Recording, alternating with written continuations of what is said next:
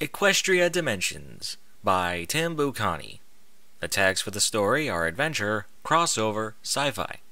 When a strange threat surfaces and causes havoc in multiple dimensions, Twilight, Garnet, and Mario must band together to save the multiverse. The ponies that star in the story are Twilight Sparkle, other characters, and the main six. Chapter 1. The journey begins, with 2,453 words. There it was, in the oldest corner of the multiverse, a dead universe. Its stars have long since gone cold, but in the most ancient corner of this most ancient universe, there still shines a single light, the planet known as Mana Prime. It was a living sea of magical energies clashing as waves of purple water and magic made physical. Above this endless sea was a large dark blue metal spaceship. It was a mountainous craft shaped like a pyramid and adorned with light blue glowing mystic runes from various corners of the cosmos on its hull. Inside the command room of this fantastic ship were various machines from even more varied parts of reality. They kept the ship running at peak efficacy as its new master was working on her special project. At the viewing platform, which was connected to the robot probes searching the planet, was a human woman watching with anticipation. This woman wore strange armor with dark brown and blue colors, mechanical parts and gears pumping mana into her body from fluid tanks. Her face was old and wrinkled, with her dark silver hair pulled back as her crimson-red eyes gazed at the information screen in the viewing platform. She called herself Thama, a powerful mage who waited a long time for this day, as after years of her robot probes scanning this gigantic planet, something happened. Anomaly detected. Her spaceship's artificial intelligence sounded to Thama. Where? Thama spoke with an aged voice of wisdom mixed with bitterness. The information screen zoomed on an area of a planet. Thama looked on this as she smiled joyfully. Prepare the tractor beam in my personal shuttle. I want it on the surface by the time the anomaly surfaces. With that, Thama descended to the anomaly that was now on the planet's surface. Thama's shuttle stopped next to the anomaly, which was a large metallic platform the size of a football field, covered in ancient runes from the beginning of this universe. Finally, after all these years, I found it! Thama looked out a small mini robot that she used to record her thoughts on field work. Record log. I, Thama, have found my prize, the energy fusion platform. To recap my earlier record logs, this platform is the last physical technology of the unknown race of aliens that traversed the multiverse long ago that I have dubbed Eons. The Eons have traveled the multiverse in the search of a way to evolve to another stage of life, which, if the older records say are correct, is that they succeeded. But this is not their end, as I have theorized that they have used this planet as a homeworld and transcended into something past the physical phase. But I will go into the plan I have for this platform later. And record log. Thama had her nearby robot probe scan the platform and translate the runes on it to her personal mind-linked computer. Thama looked at the mini-screen in her vision and spoke out loud. To those who wish to follow our path, let it be known that the device cannot be used until the foundation elements of our society are found and placed here. Once this is done, what we were will be wielded, and the path of transcendence will begin anew. Thama boarded her shuttle and returned to her base ship, thinking on the riddle by the Eons. Within the base ship, Thama spent her time looking over multiverse records on these foundation elements in the Eons riddle. After several hours of extensive research, Thama had eventually stumbled on a possible lead to the riddle. So, the foundation elements are relics that represent the universe in which they reside. The AI computed the data, and after a few minutes, gave Thama the results. Data suggests the foundation elements are within a special timeline of the universe. Platform has markers that can be used to find the elements. Good. Now AI, prepare a multiverse search for the universal of the nearest element. Thama began to prepare for the hunt for her prize. It was a peaceful afternoon in Ponyville. The idle chatter of the town's ponies and the clacking of hooves on the cobbled stones of the little town streets were the only sounds that permeated the air. All around were little houses with thatched roofs, brick and stucco walls, and happy ponies in the doorways. Vendors called the ponies from behind their stalls and in front of their carts. The smell of baked goods and fresh produce wafted from every corner. Within the town was Twilight's castle, where the Princess of Friendship found herself rather bored today. She had read almost every book in her large library, and the map of Equestria had not needed her to solve a problem in the land. However, she was looking forward to the special event that was to take place right outside her home later today. Twilight had agreed to hold a charity book signing for the local school to update on some renovations. Twilight was sure nothing would ruin this nice day, even though she did wish for something a bit more exciting. Twilight was getting ready for the book signing as she gathered her quills and ink into her saddlebag. She walked down the entrance hall of the castle when she heard the sound of hooves running to the door. The castle door swung open to reveal a concerned Applejack. "Applejack, what's the matter?"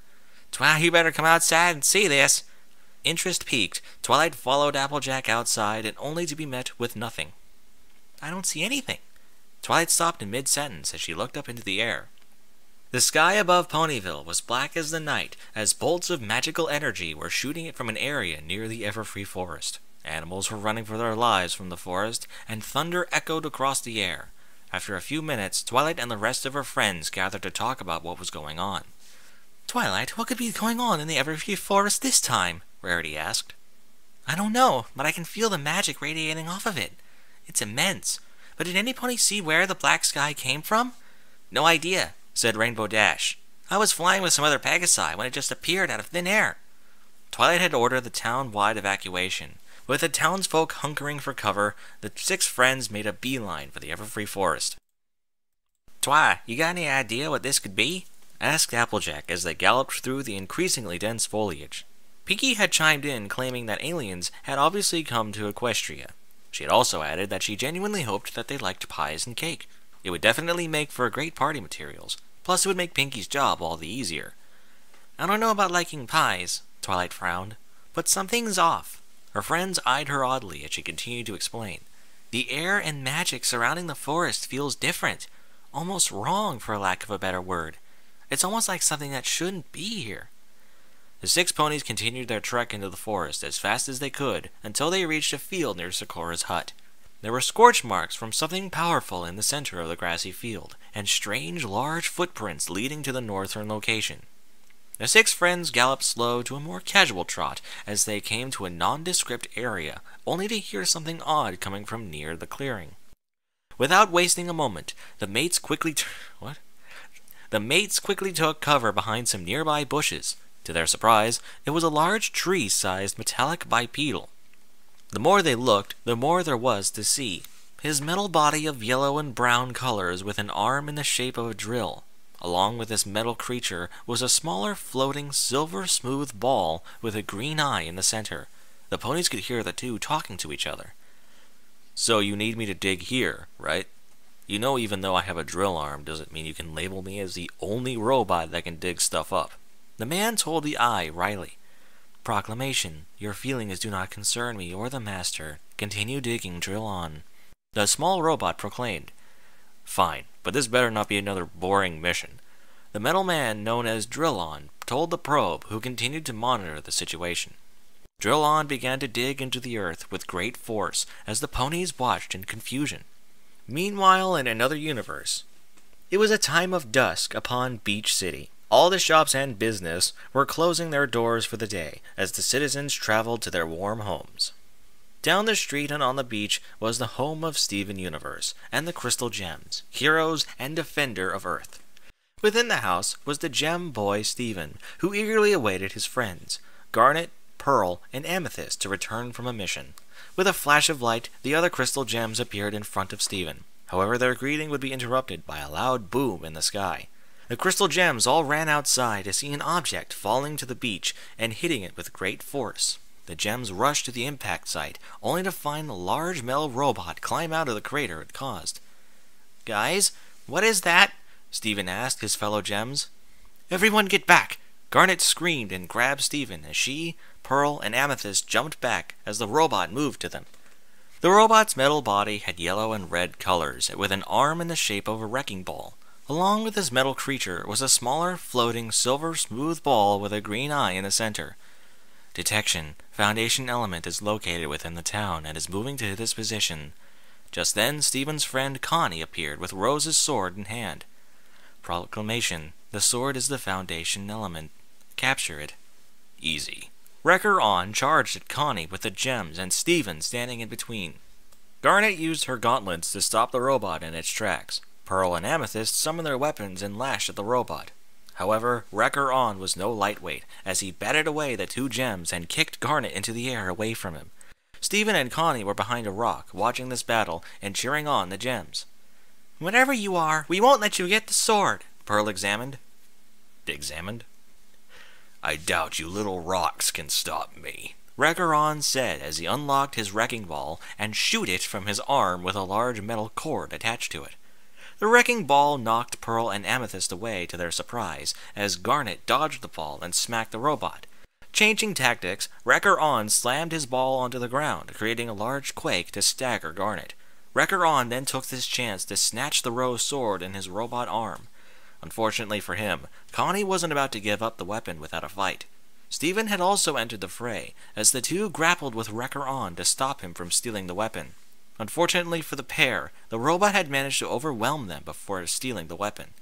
The small sliver robot shot a green beam from its eye, creating a rift portal for it and Wrecker On as the 2 jumped into it. Garnet got back on her feet and followed the 2 machines as the portal closed behind her.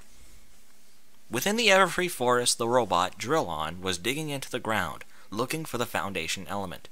The 6 ponies looked on in confusion, as they had no idea what was going on, until Twilight had an epiphany. "Wait a minute, this is the spot where Sakura buried the Alicorn amulet." "That's not good," Rainbow muttered to the rest of the group. "We can't let that thing take it," Twilight yelled as she teleported onto the field as her friends followed. Drill-On reached into the hole and pulled out the Alicorn amulet as 6 ponies appeared next to him. "What? Ponies?" He stared at them for several seconds before his accomplice spoke. "Proclamation: deal with them while I prepare the rift portal." "Fine, should be straightforward," Drill-On said as he turned to the ponies and charged at them. Drill-On was surprised as Twilight blasted him with a burst of magical energy. The 6 friends swarmed around Drill-On, who could not hit them, as they darted and weaved through his attacks. Drill-On grabbed Twilight's tail, as the silver robot created a rift portal and jumped in with Twilight in his hand. In the grassy fields of the borders of the Mushroom Kingdom. It was a beautiful day in the Mushroom Kingdom. The usual contents of a good day were to be seen at the home of the world-famous Mario Brothers. The sun was high in the sky, shining down upon the house. Hardly a cloud was out of place. The green warp pipe that connected the house to Toad Town was nice and clean, and the local male paratrooper was flying down, carrying his trusty mailbag. Luigi opened the door to see the mail being placed in the box, and the paratrooper flying away to other deliveries. Luigi got the mail and walked inside to see his brother Mario making the morning coffee. "So Luigi, what's in the mail today?" Mario asked his brother. "Not much, just some junk mail," the younger brother replied, tossing the aforementioned mail into the rubbish bin. "Good. For once we can relax without being called to adventure every day." Mario smiled as he leaned back in his chair. "You're right there, brother." Luigi agreed, as he and Mario both sat down to drink their coffee in peace. Suddenly, the ground quaked violently, knocking the brothers onto the wooden floor. Both of them jumped to their feet and raced outside to see a large robot outside their home with a small silver robot hovering above. Detection. The red meat bag has the foundation element on its head. Capture it, Claw On. "A hat? Whatever." Claw On rolled his eyes before launching his claw arm at Mario, catching him and pulling him back. The silver robot created a rift portal. The robot took Mario into the rift with them, leaving Luigi very confused.